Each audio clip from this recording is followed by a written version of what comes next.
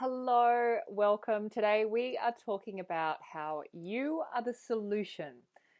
You are the solution to every problem, situation, challenge, anything in your life that you are experiencing. You are the solution to it.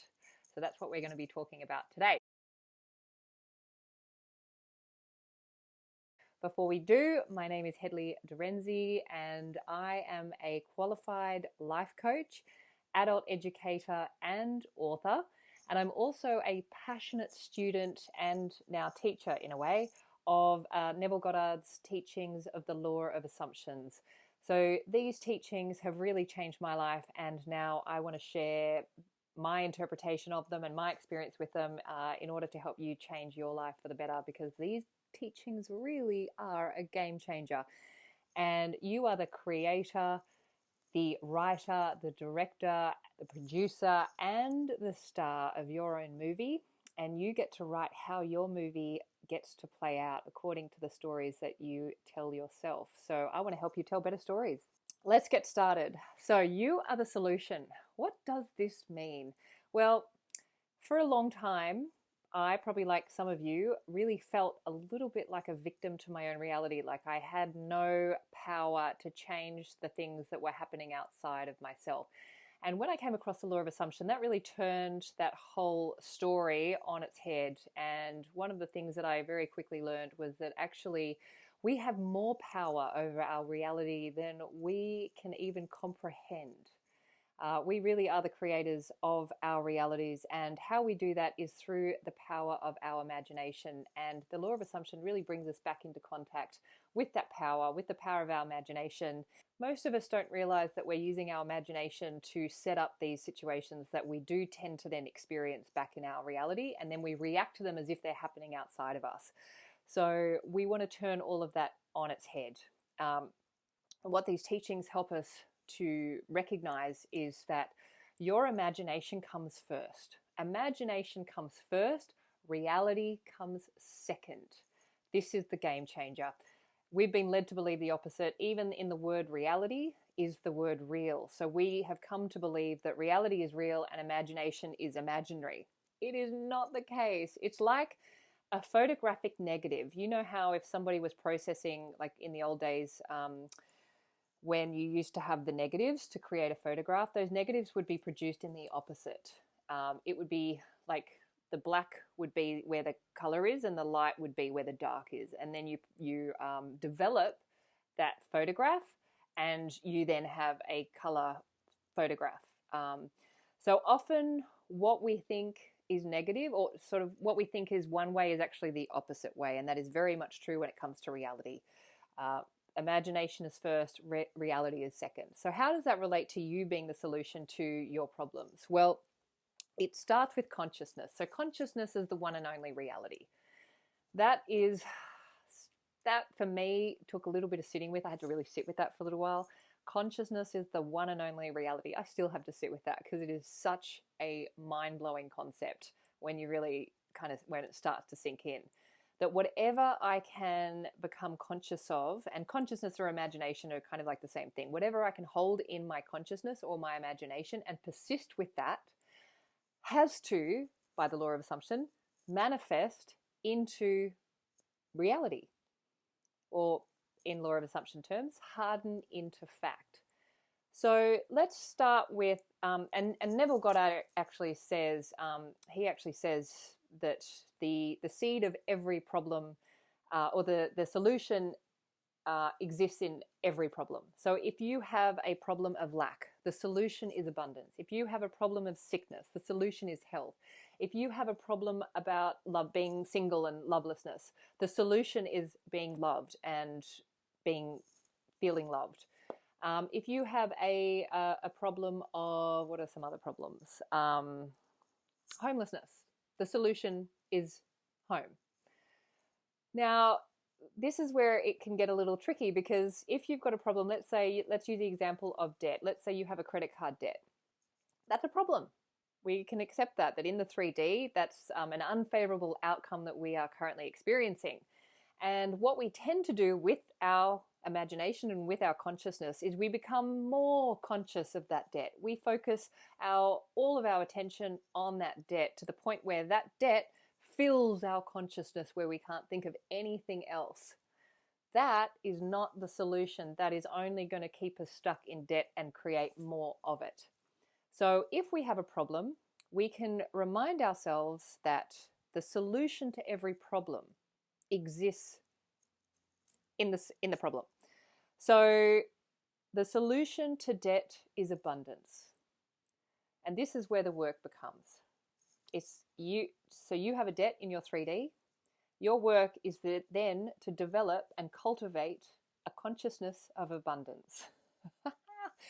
Easier said than done. But this is why I love this work so much, and this is why it gets so juicy, is because that really is where the self-development lies. That's where we can expand into more of our amazingness and develop the muscle, because what we want to become more proficient at doing is for the consciousness that we are creating in our imagination, let's say in this case abundance, has to become stronger and more real than what the 3D is showing us. And so this is not about denying the 3D, because everything in our 3D is a result of past stories we've been telling and past use of our imagination. So we're not denying it.